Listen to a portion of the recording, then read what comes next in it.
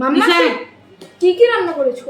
দেখো আজকে কি কি রান্না করছি। দেখো আলু বেগুন ভাজি করছি, আর এই দেখো ডিম দিয়ে আলু দিয়ে আর ডিম কারি রান্না করছি, ডিম কারি, আর ওইদিকে ইলিশ মাছের বোনা আছে, এবার টমেটো, আবার সাথে লাউ তরকারি, কালকের লাউ তরকারি নিয়েছি, আর দেখো 2টা গোটা কাঁচামরিচ নিয়েছি কিন্তু খাওয়ার জন্য। তুমি খাবে একটা? তুমি ওই টমেটো দেবো?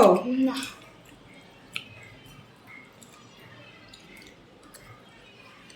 অল্প অল্প করে দিই।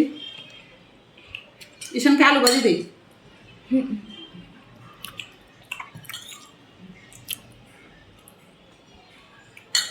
দেখো আজকে কি কি রান্না করলাম। হ্যালো গাইস, আলু বেগুন ভাজি কে কে পছন্দ করো চলে আসো আমাদের বাসায়, নিবার রান্না করে চলে এসো।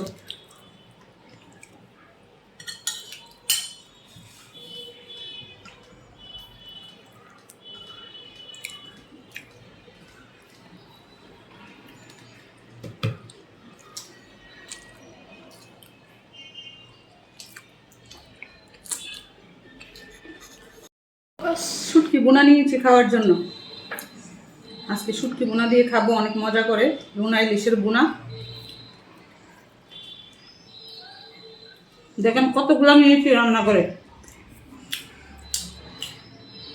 হ্যালো গাইস, আমাদের মতন এত তরকারি বেশি বেশি কে কে খান কমেন্ট করে বলবেন।